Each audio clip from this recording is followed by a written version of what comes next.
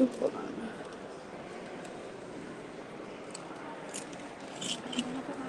Hello, Ali.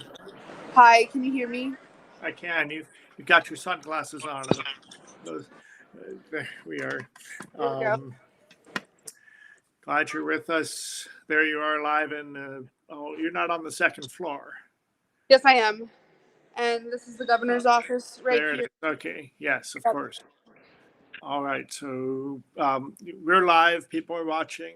Welcome. Abe Bonowitz with Death Penalty Action. This is Ali Sullivan with Death Penalty Action. Ali is there. Well, Ali, why don't you tell us what's going on?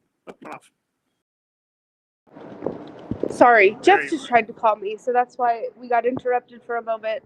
But we're here in Austin, Texas, at the Texas State Capitol, attempting to deliver petition signatures to Governor Greg Abbott, who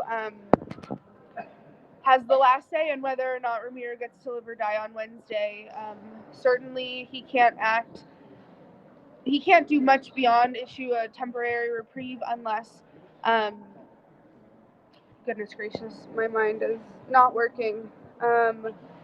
Unless the Texas Board of Pardon and Parole acts and issues a clemency recommendation to the governor. So here we're delivering petitions to Texas Governor Greg Abbott. And I believe these signatures have also been sent to the Texas Board of Pardon and Parole. And we expect a decision from them and from the TCCA sometime today. If it goes anything like it's been the last several executions, we should expect a decision today from both of those entities.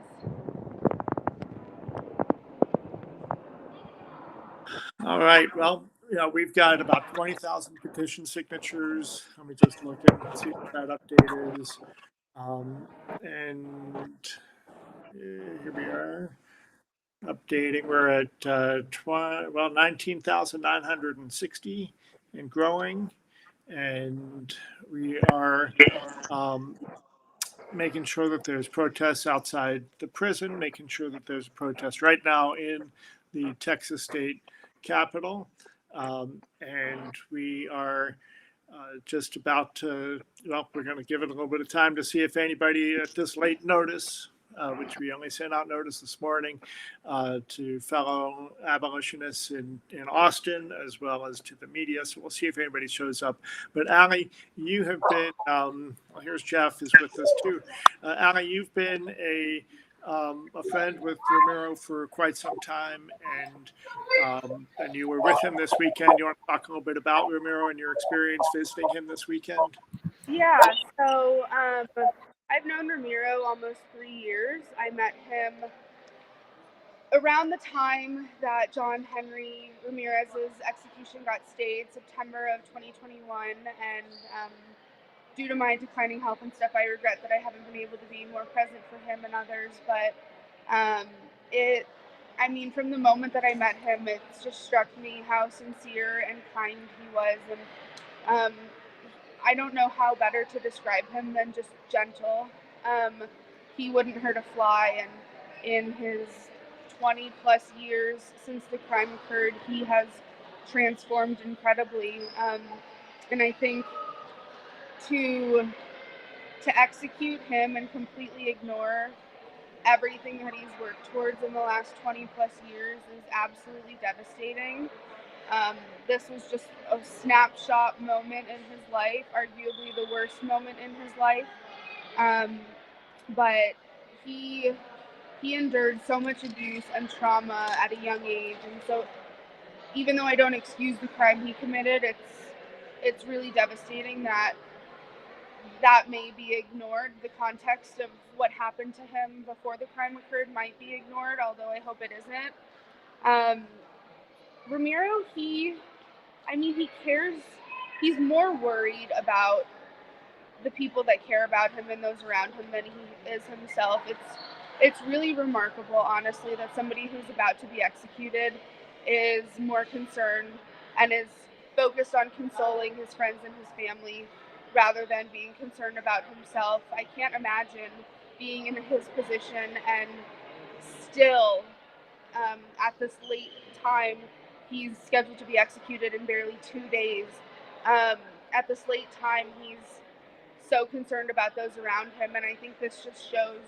Um, his true character, and that he really does work to make the lives of those around him better, and that's all he wants is just to support people and to make people's lives better. I don't know how else to put it, but when I saw him in the visitation room the other day, he just had this huge smile on his face, and I can't imagine, as I had mentioned previously, I can't imagine that somebody about to be executed is still being so positive and uplifting to those around him. It's really remarkable.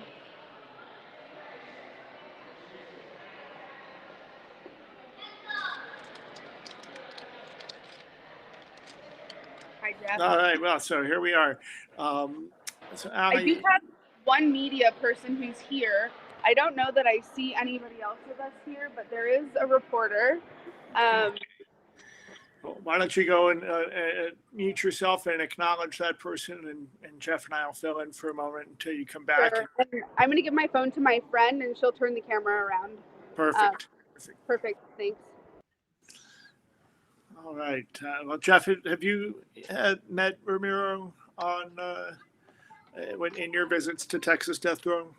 No, I have had no interaction with Ramiro. I, have certainly had tangential reaction to him based on, friends like Allie and others who have been in contact with him. I think, it is another expression of just this desire for blood, this desire for these unnecessary executions.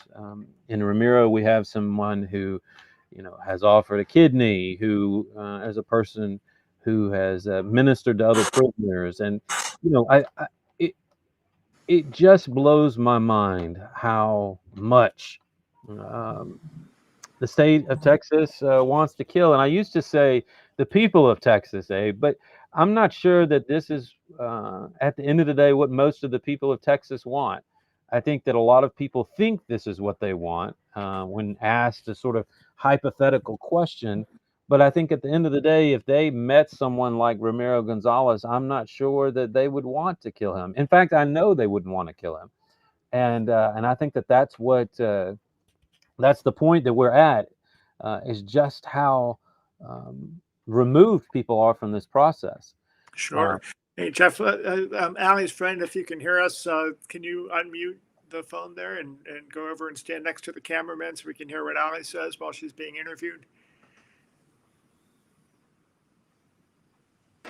Yes, I can do that for you. Thank you. What were they asking? For me to get by you while you're doing the interview. Oh, yeah. Can you guys see me? Yeah. Yes. Can you hear me? Yes. Okay. So I'm going to attempt to go into the governor's office right now and deliver the petitions. I'm already mic'd up, and they're going to follow me in there, and then we'll do an interview afterwards. So just hang tight and just follow along. Is it okay if I do horizontal? Okay.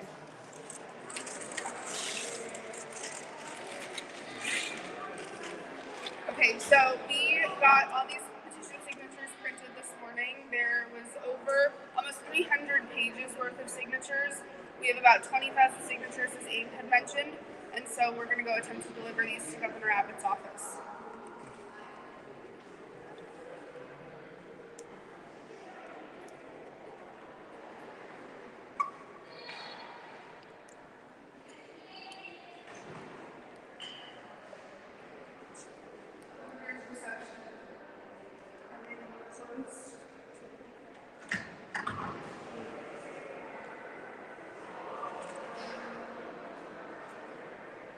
Perhaps there's somewhere else we can go.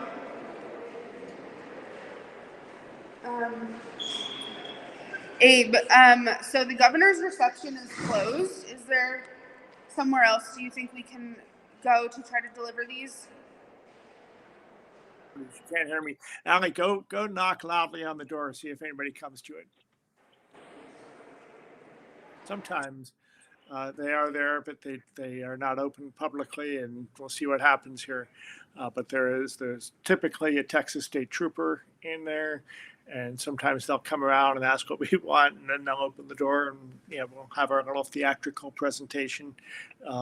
But these petitions have also been delivered to the Texas Board of Pardons and Paroles, as well as emailed into the governor's office earlier today.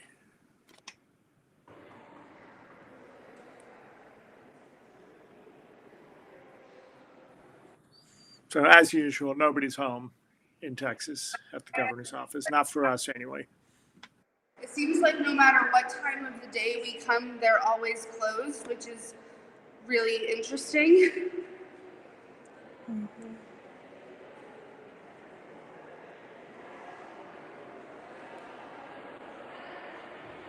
So we're watching. Cantor Zusman has joined us. He's a friend of Ramiro's as well, and we're watching as Allie tries to get some attention from the office of the governor, somebody in the governor's office in the Texas state capitol. I think it's important, Abe, to just speak to the fact that this tells you everything you need to know about the way the governor cares about what the people of Texas have to say. That's for sure. So I'm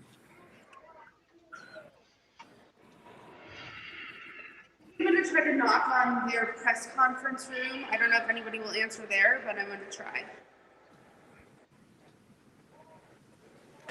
I mean, I think this is going to be a great story. I hope that on the news there is footage of Allie knocking on all these doors trying to deliver these petitions. well, that's why the media is there filming this, and that's what we're all about, is making sure to shine a spotlight on this travesty of justice.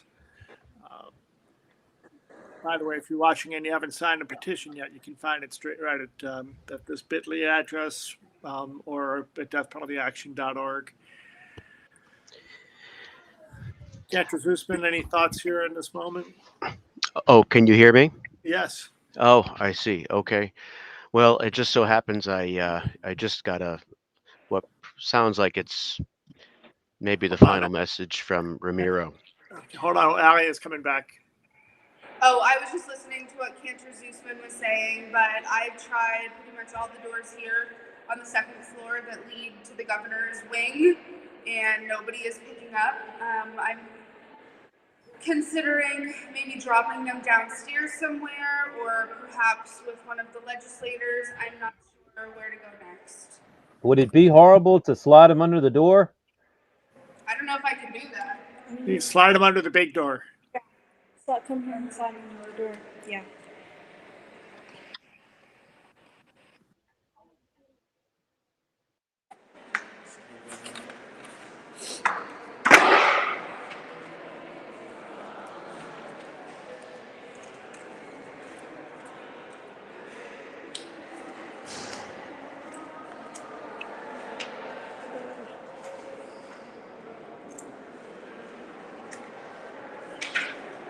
You might be here a minute.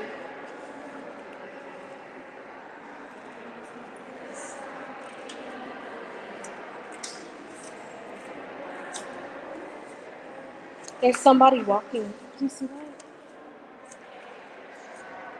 So this is Allie Sullivan, the communications coordinator for Death Penalty Action, sliding your petitions for Ramiro Gonzales under the door at the Texas state capitol.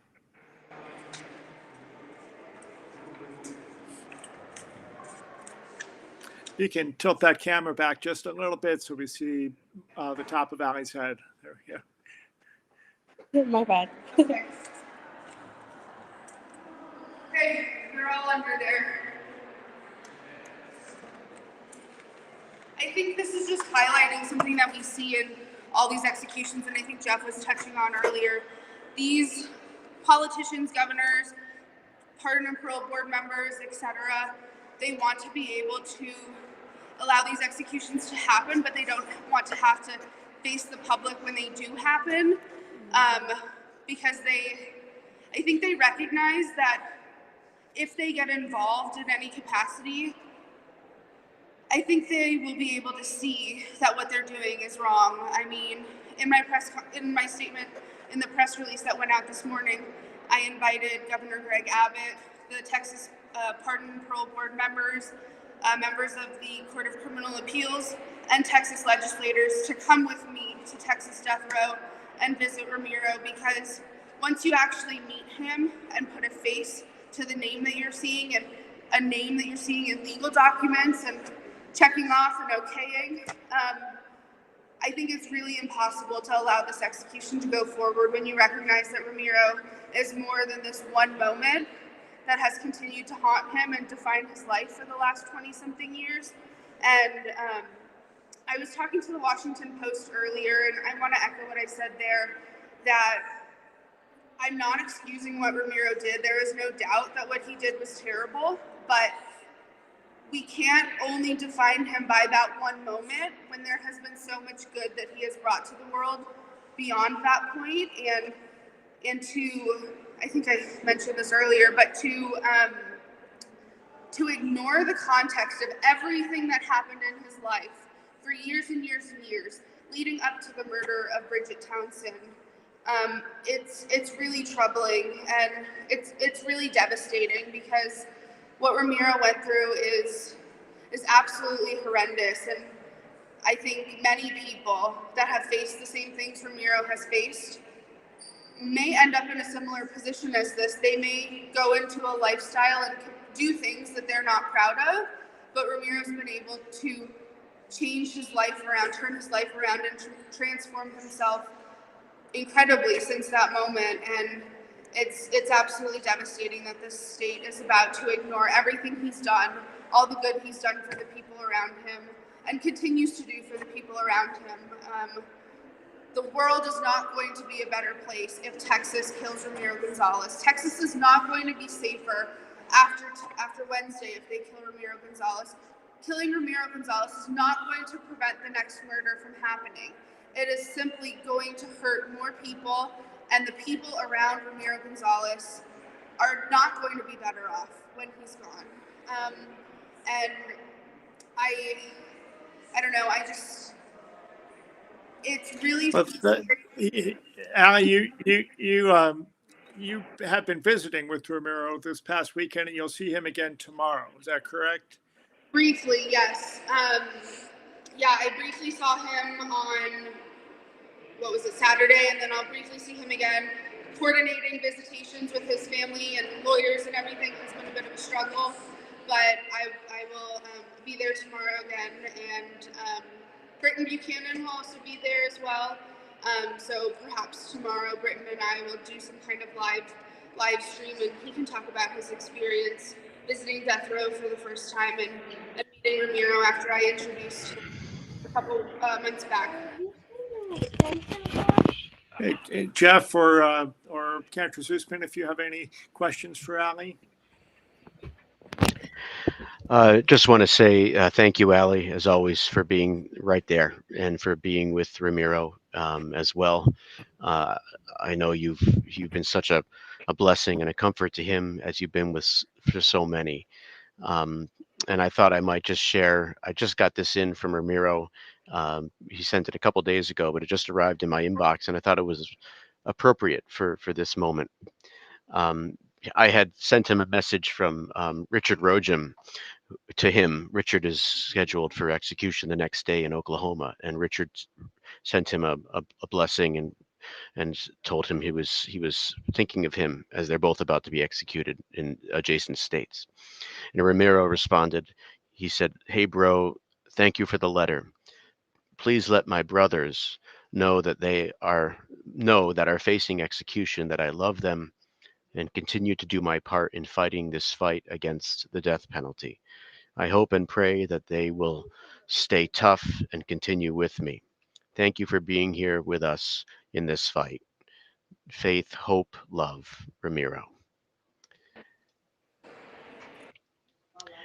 for sharing that, Cantor Zusman, and please forward that if you can, so we can share it with others as well, if that's okay.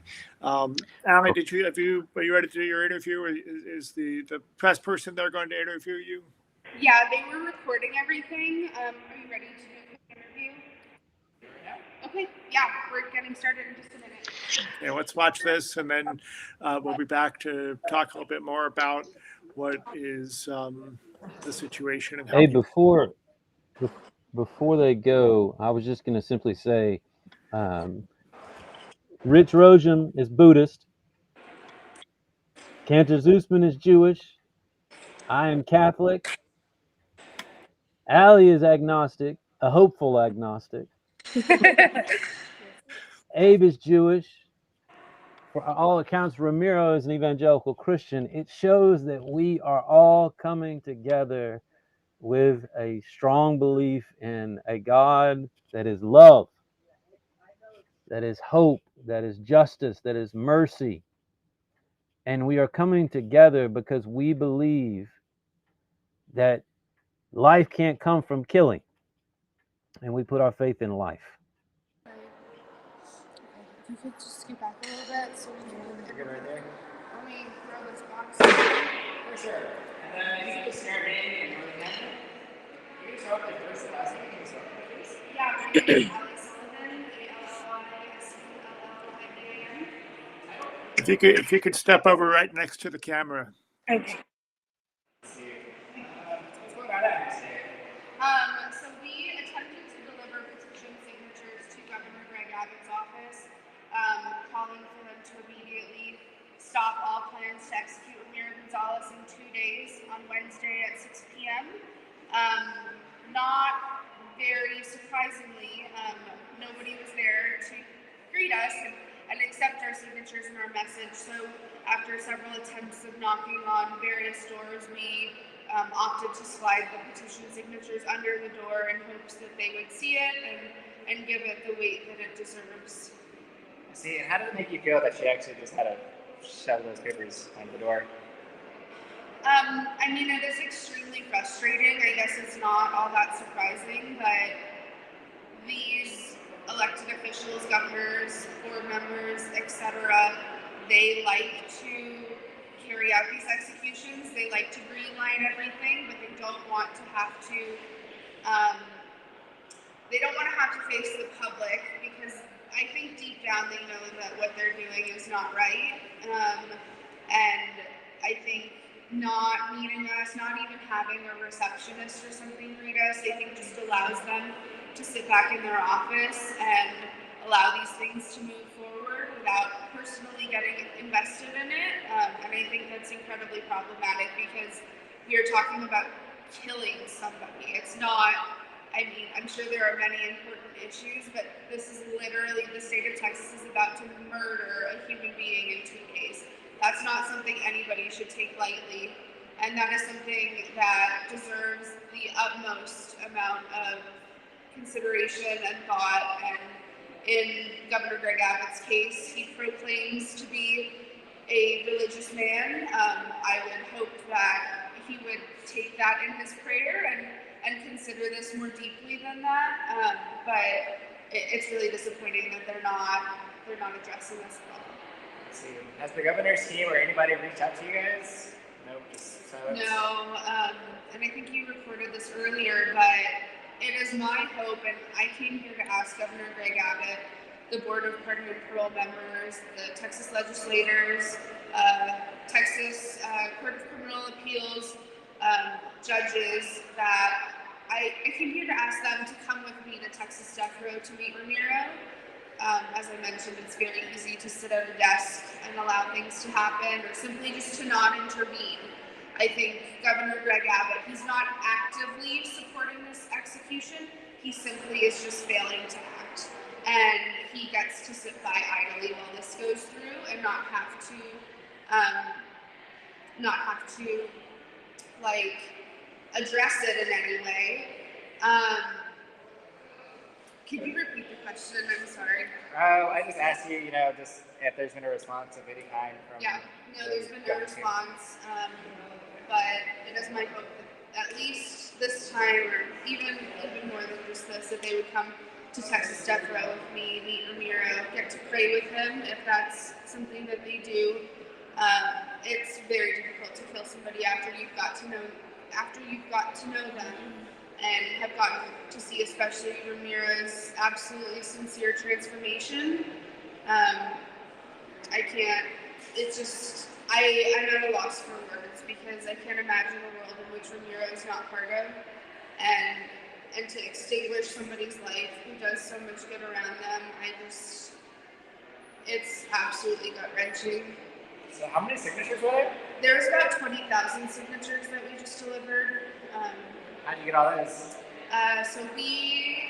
So I work for Death Penalty Action. We have a broad group of folks across the country, across the state of Texas, across the world even, that have come together and recognized that Ramiro deserves to live, and they've chosen to sign it and share it with friends. And this petition actually started 2 years ago when Ramiro had his previous execution date, but I think Ramiro's story really resonates with people. He's not innocent. He doesn't claim to be, but he's guilty, but he is absolutely remorseful and sincere in that. And I think people recognize that Ramiro is sincere in everything he says, and he truly just wants to make the world a better place, and he truly just wants to atone for his crime as meaningfully as he knows how. Cool. You miss anything? I think we're good. Are you good? Great. Thank you. Cool. Okay, let me just take the mic off and then we'll regroup.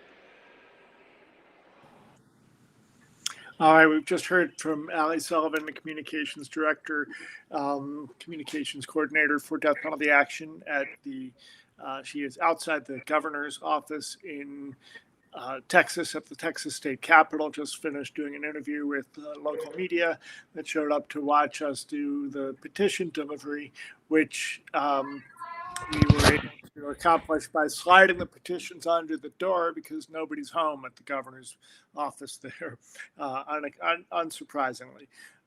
So Allie has been, we're going to come back to her in just a moment. Looks like, I just want to get her stuff. So Allie, any closing thoughts before we let you go? I think I've said most of what I want to say. This execution is particularly devastating to me. I've mentioned many times today, but Ramiro has just had a profound impact in all the people who have had the privilege of knowing him. And it's also doubly difficult because Ramiro was best friends with my good friend Casol that was executed 2 years ago. And so it feels like it's a repeat of that. Even being here in Texas, it feels especially heavy. We're trying to remain hopeful. The Washington Post asked me today if I'm still hopeful, and I told them that I have hope until there's not, because the board and the Court of Criminal Appeals still haven't issued their decisions. So there's still a chance that something will give, and I sincerely hope that it does, although me and all of Ramiro's family and friends kind of agree that this time feels different. I really hope that we're wrong, but it's incredibly devastating.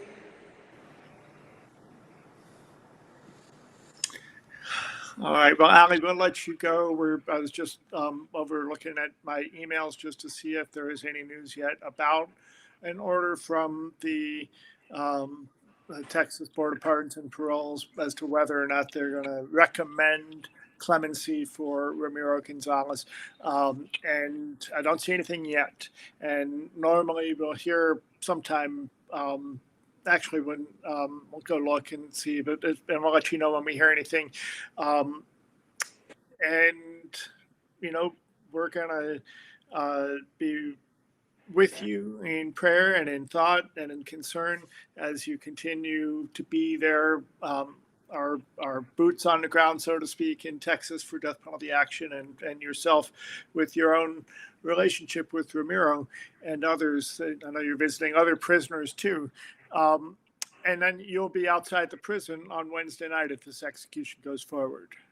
I will. I will be outside. I've driven by the Walls unit a number of times since being here because I'm kind of staying out in the boonies and it's right there.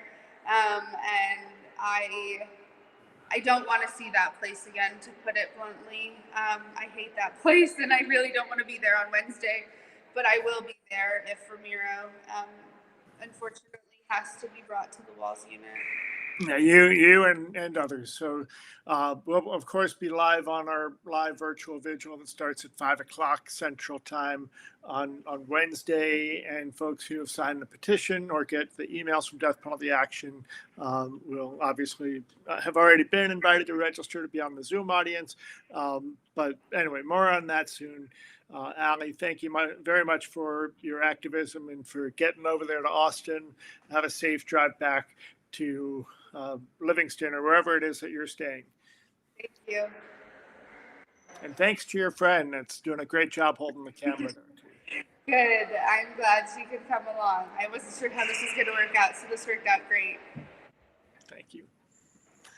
All right, so Jeff, there we have it. Now, while we're here, we've got about 50 people are watching, at least according to the indicator here, which is so we're grateful to have everybody that's watching right now. If you haven't signed the petition, please go to deathpenaltyaction.org. And also you'll find on our Facebook and other social media links to a number of things that have been written about this case from the Texas Observer, other news items. We posted from several articles this weekend, including comments from Ramiro's attorneys and from other advocates. And also this morning up went an article from Jeff Hood on his blog about some of the concerns that anybody that's concerned about the separation of church and state should be aware of. Jeff, do you want to synopsize that a little bit for us? Sure. I think it's important to note that there's been a huge campaign for a number of inmates who have faced execution in the recent year that is centered on what is called the faith-based program on Texas death row. We call it the God Pod. Affectionately known by many as the God Pod. What we're seeing in a lot of states is these faith-based programs are called faith-based programs, but are really evangelical Christian-based programs. Well, the problem with centering a campaign on someone's progress in a faith-based program that is an evangelical Christian program is that it gives tremendous currency to those who are evangelical Christians. And it certainly creates a imbalance for those who are not evangelical Christians or those who cannot fit into an evangelical Christian paradigm. And so when people base these campaigns around someone's progress in the faith-based program or someone's progress as a faith-based Christian, what they are saying is evangelical Christianity is important to a great many people in Texas, and therefore someone's progress as an evangelical Christian should be rewarded by saving their life.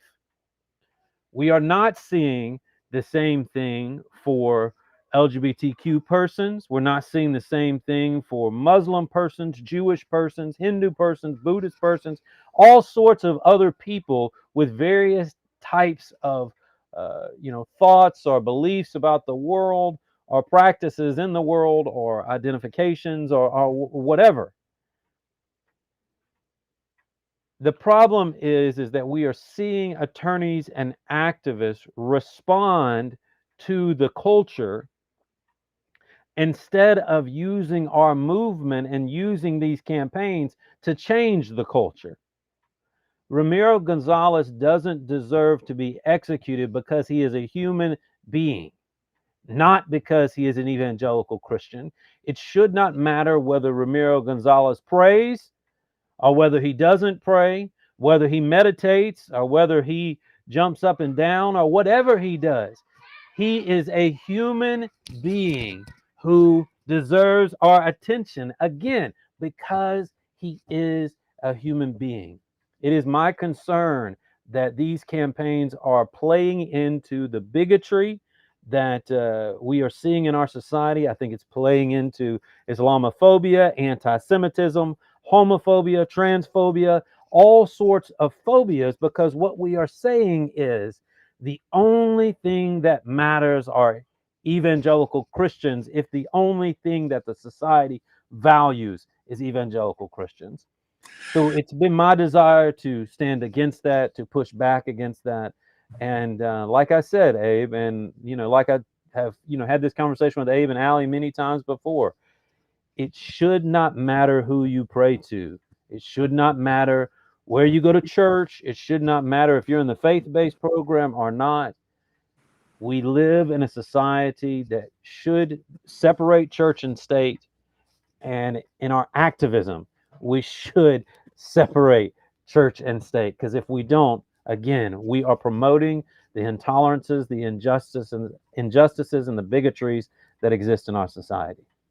Well, I want to, thank you for that perspective, and I share much of it. I do want to just take a moment to push back on one of the comments that we have that I highlighted in a Facebook post of the Texas Observer article earlier today, or last night, I should say, is that we have a situation where legitimate legal arguments, and for Ramiro Gonzales, he's got several legitimate legal arguments, including the fact that the person that testified to his future dangerous, which is a requirement under Texas law, that witness has rescinded his testimony and said, I no longer think that Ramiro Gonzales is a future danger. But the courts are not hearing legitimate legal arguments. And let's be clear, I just want to make sure Ramiro's attorneys are filing anything they can within the legal sphere.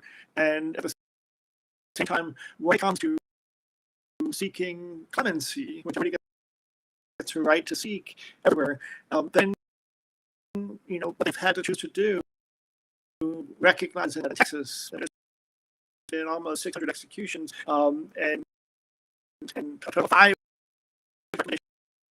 clemency, and only 3 of those were granted. And and it's so they're not granting clemency. You have real questions about your guilt, even when you have real questions about your capacity, you don't have real questions about your future dangerousness or other evidence that's come up. The courts are not entertaining these arguments. So therefore, you have to put those arguments into the clemency campaign. But what they've chosen to do, and I'm not going to fault them for doing it, is also trying to figure out how do they connect with those people that are making the decision about whether mercy is appropriate in a particular case. And if that means hanging your hat on a person's faith, the dominant faith among those in power in Texas, I can't fault them for doing it, as distasteful as it seems to me as a person who values a separation of church and state. As it says, who you pray to, how you pray, what your religion is. But we are we want to make sure that's clear that should not be the issue. So, Jeff, I see that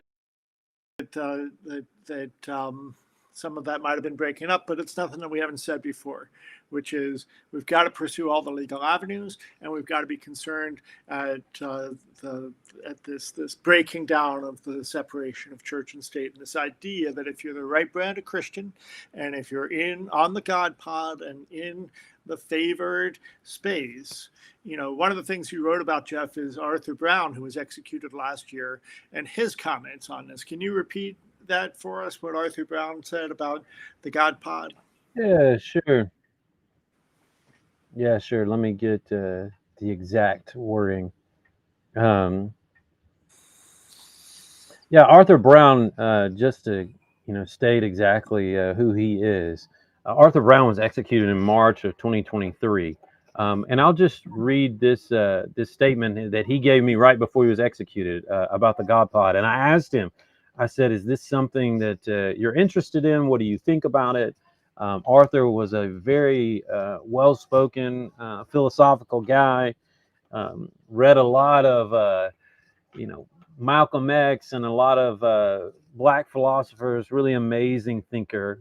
Certainly a liberationist in many ways. And this is what he said. He said, "The faith-based program ain't about faith.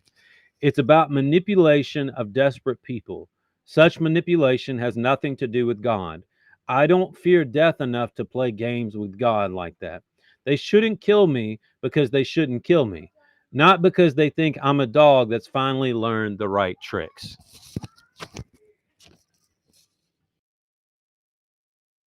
And there we have it. So we'll be, thank you, Jeff.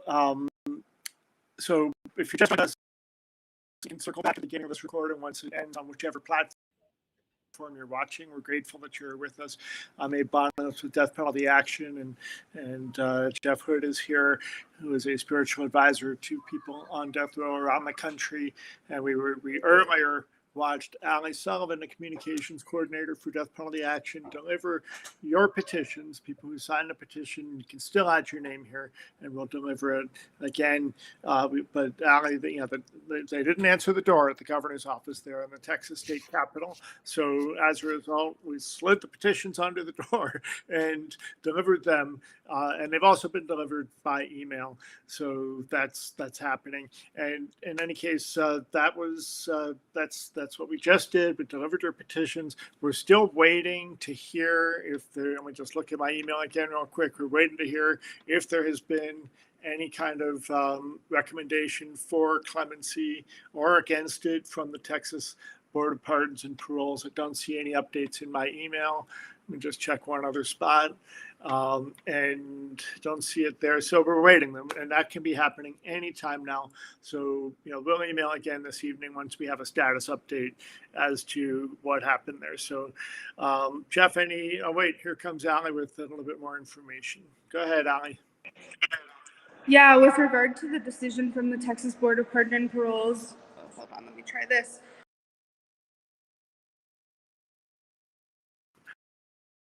You froze up. You still there? What's going on there? Hopefully she'll be able to restart that and come back. Let me just send her a quick note.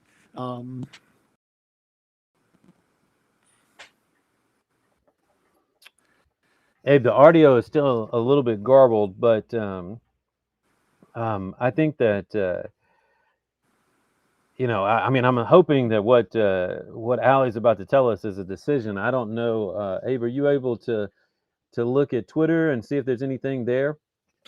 Yeah, I was just sending Ali a message, and let me find too many windows open here.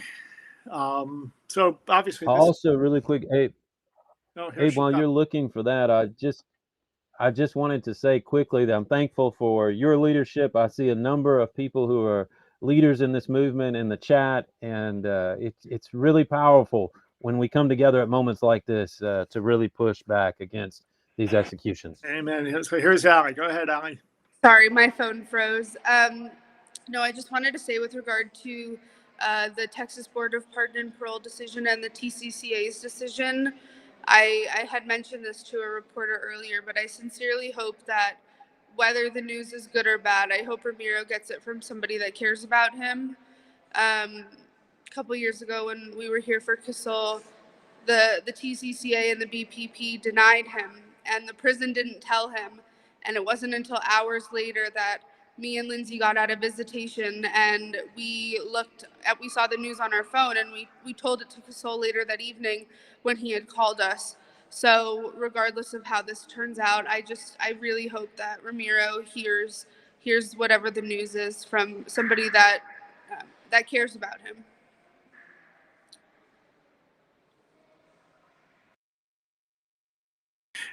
Thank you, Ali. there's nothing on Twitter at this point that indicates anything new. Hang on just one moment. I'm going to go over to the Texas Board of Pardons and Paroles webpage and just see if we can find anything there.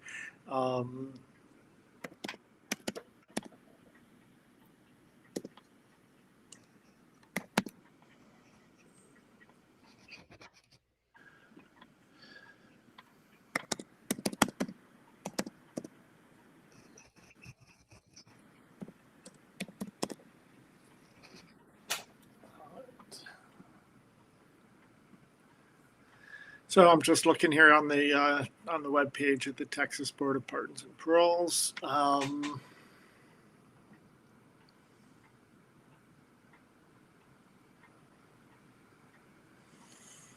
Well, there's nothing there yet under latest news. So, you know, it was about this time when we were there outside the governor's office on the Monday before Melissa Lucio's scheduled execution that we heard.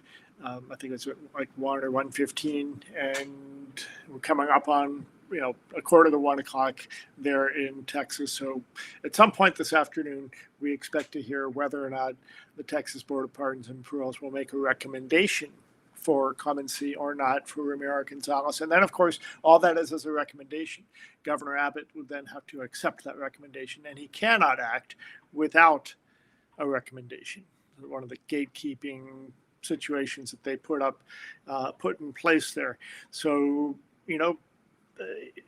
we'll see what happens. I mean, the reality is that there have been exactly three commutations of death sentences in the entire current era of Texas's execution spree of now approaching 600 people since 1982, I think was the first Texas execution under the current law. So that's the situation we're waiting.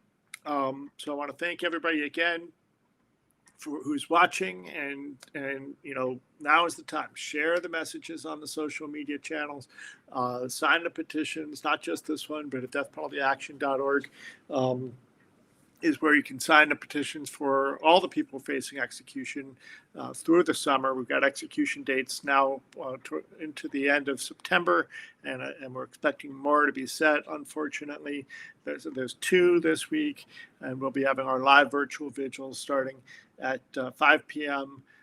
Central Time on Wednesday evening, and then 9 a.m. Central Time on Thursday morning.